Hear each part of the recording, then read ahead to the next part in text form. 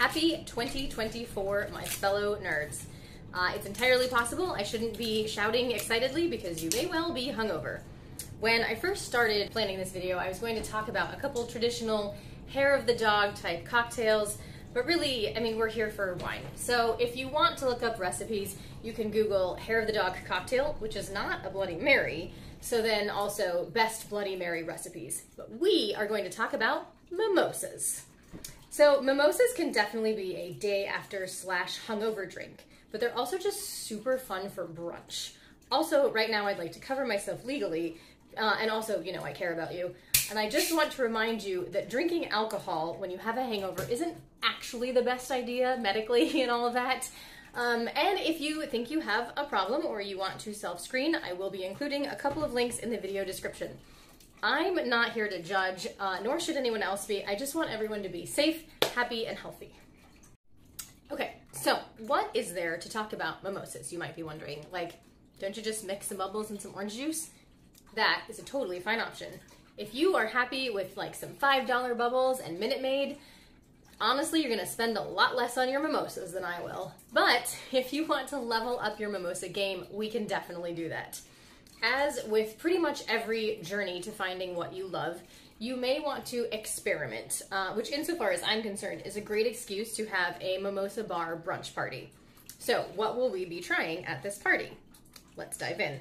But first, let's briefly review our bubbles options. So champagnes and cremants will stereotypically be a blend of Pinot Noir, Meunier, and Chardonnay, expressing with citrus, usually lemon, apple, usually green or yellow, some creaminess, some toastiness from the time on the lees, and often a little almond or white flour.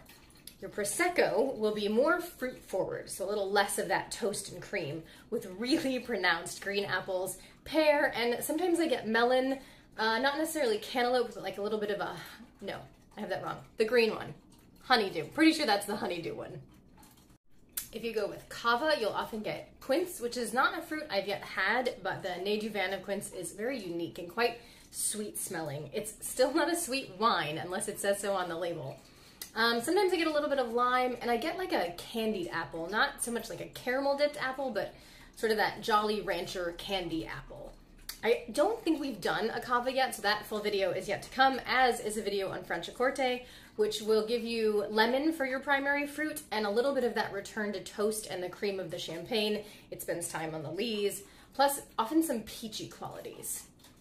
Those are pretty much your sparkling options. You can throw a Lambrusco on the table if you want to jazz it up. Heck, you can throw a rosé up there too, but I wouldn't mix either of those with juice. It gives me like a weird feeling just thinking about it.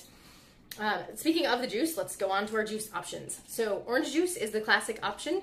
Pay attention to whether or not you're getting pulp. Personal preference, I prefer it without because you have the bubbles. But let's not forget about like cranberry juice, which I recently learned cranberry juice with the bubbles is sometimes called a poinsettia. Lemonade, specifically lemonade, not lemon juice. I don't think you would enjoy that much. Mango, pineapple, grapefruit, peach with it. My partner reminded me if you get the peach puree, that's a Bellini.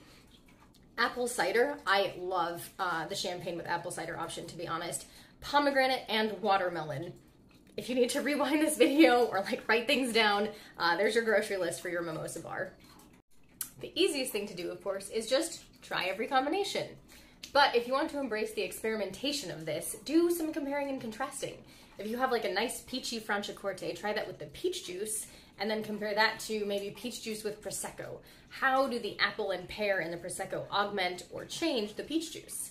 Try a champagne or a cremant with the cranberry and notice how the tartness of the cranberry may or may not overwhelm the gentler fruits of this sparkling option. I'm trying very specifically not to say what I think or what I have experienced because I want this to be like a fun analysis on your part. That really is like half the fun of all of this, right?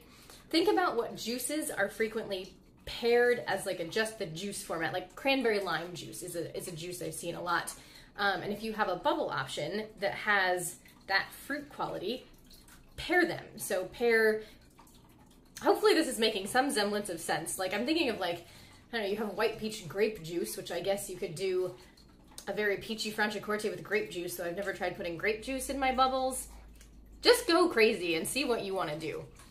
You can also throw liqueurs into the mix. I just want to like put that out there, but that's a little too much for me. I know there are people who will add a splash of Grand Marnier or triple sec, especially to those traditional orange juice mimosas. I'm a 2-ingredient mimosa kind of human, but that is an option for you to kind of spice things up on the bar. A fun twist I did learn recently from a friend was to freeze your juice or juices of choice and allow them to melt as you drink, meaning each sip will be a little more juice than the last. So talk about giving your taste buds and olfactory senses like a fun experience. I love this. If you want to try it, I recommend getting cute little gumdrop shaped ice cube trays like this. They'll give you ice, you know, little baby ice cubes, or just break up normal size ice cubes with a hammer or a meat tenderizer, increasing the surface area of your juice cubes, as well as expediting the melting speed. If you are not going to go the ice cube route, just a few tips for making your mimosas are: pour the bubbles first and pour slowly. Mimosas are meant to be bubbly little drinks, and if you pour too quickly, you'll lose some of the bubbles. Plus, you need room in the glass for the carbonation to settle. I should have waited to pour until just now, but just like any fizzy beverage. Once the bubbles are settled into the glass, then add the juice and do this like not too quickly because you don't want to pop the bubbles by smashing them with aggressive liquid, but also not too slowly because pouring is what actually mixes the liquids together. Finally, and this tip is also to maintain your bubbles, do not stir. I'll actually stir sparkling wine sometimes if my partner finds the mousse like too aggressive because it does break up a lot of the bubbles. But if you're trying to keep them intact, no stirring. As mentioned above, it is the pouring action that mixes the liquids. So there you have it on mimosas. Again, my loves, happy New Year. Have fun experimenting with your mimosas, and I am so excited to spend 2024 exploring more wine with you. Cheers.